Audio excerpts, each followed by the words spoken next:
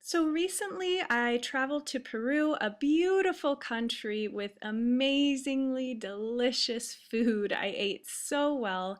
But as you can see, for example, this beach town that my husband and I love to visit, the people live much more simply than most Americans do. I know that there are people living in poverty in the US, but the majority of Americans do live very comfortably with air conditioning and heat and hot water, these types of things. And in this town, for example, the people live very well. I mean, they eat so well and they have clean water and even nice cars. And a lot of these people, these are their vacation homes. They don't live here year round.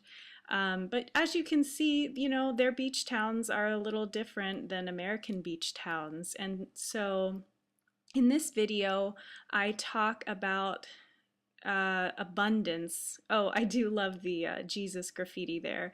But yeah, so I created a video about reflecting on gratitude after visiting Peru. And so in this video, I talk a bit more about abundance. Whenever I travel, especially to South America or the Philippines, when I come back to the US, I am just overwhelmed by the abundance that Americans have. I remember the first time I went to South America in my early 20s, I went to Argentina. And I remember before going to Argentina, I looked at townhomes in the US and I thought that townhomes were small. I grew up in a nice home. My family was so blessed to live with a lot of space. We could have a dog, a pool. And when I got back from Argentina, I looked at American townhouses and I thought, wow, those are huge homes. They are so spacious. And so whenever I get back into the US, I always reflect on this awkward relationship that Catholics have with wealth. And I found this great article. It's an NC Register article linked below. And it talks about how we Catholics love our priests and nuns who have made vows of poverty or just live very simple lives. And we have an awkward relationship with wealth. And sometimes Catholics can fall into the trap of judging a Catholic who may appear wealthy, because we know from 1 Timothy that the love of money is the root of all kinds of evil. And from Matthew, we know that you can't serve both God and money. And from our catechism, paragraph 2544, we know we must detach ourselves from riches so that we can enter the kingdom of heaven. The article also mentions how Protestants, not all Protestants, but some Protestants teach the prosperity gospel, and they basically have no issue with Christians being wealthy, but that is not the Catholic view. Father Thomas Dubay explains that the goal of a Catholic is not destitution, but instead a love of frugality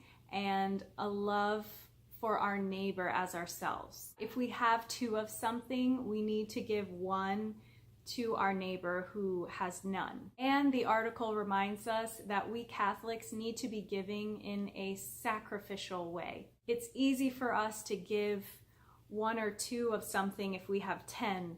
It's harder for us to give if we only have one or two.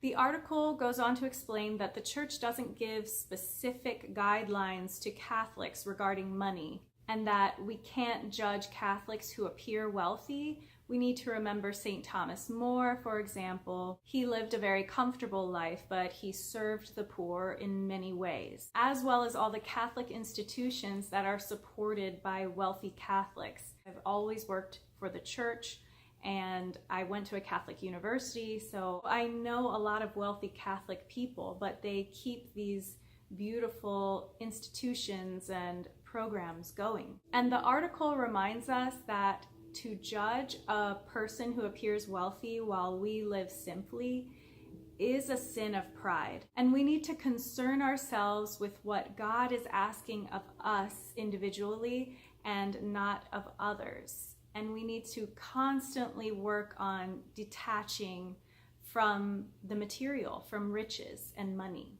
So I'm sharing all of this with you because these are things that I am meditating on and working on in myself. Almsgiving is a big part of Lent, so I'm giving these clothes away as well as beauty products, donating my time to shelters and just remembering to be grateful for what I have. For example, I have complained about our shower in my current home. We have 2 beautiful showers, but I don't enjoy cleaning them. Thankfully, we figured it out by now. We just squeegee the walls and spray a daily shower spray so the shower stays clean. But before, I just hated cleaning the shower. Something in our water makes our shower really dirty. I mean, before we found the daily shower cleaner. Also, our water heater doesn't get our hot water to the temperature that I really like. I've turned up the temperature on our water heater, but I think it's because the type of shower we have, to turn on the hot water, you have to have the water on full blast. We don't have 2 separate faucets for hot and cold to just turn on the hot a little bit, so I think that's why the hot water runs out quickly. Anyway, obviously this is such a first world problem. It's not even a problem. I have a beautiful shower to shower in whenever I want. I have clean water to shower with whenever I want, and I have amazing water pressure.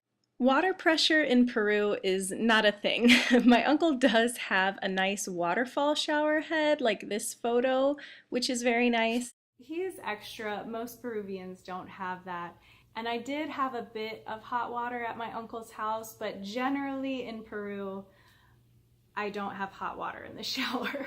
So that is just an example of how I need to work on gratitude. I am so accustomed to these comforts that I've always had. And so many people in the world don't even have clean water to drink or have to walk miles to get clean water to drink. And I know everyone has suffering. Even Americans who live comfortably have suffering. But I am just constantly working on cultivating gratitude in my heart. It's just a beautiful spiritual exercise to cultivate gratitude and thank God for all that He's given us. I hope you are having a wonderful day, and please remember to thank God for all of your blessings today and every day.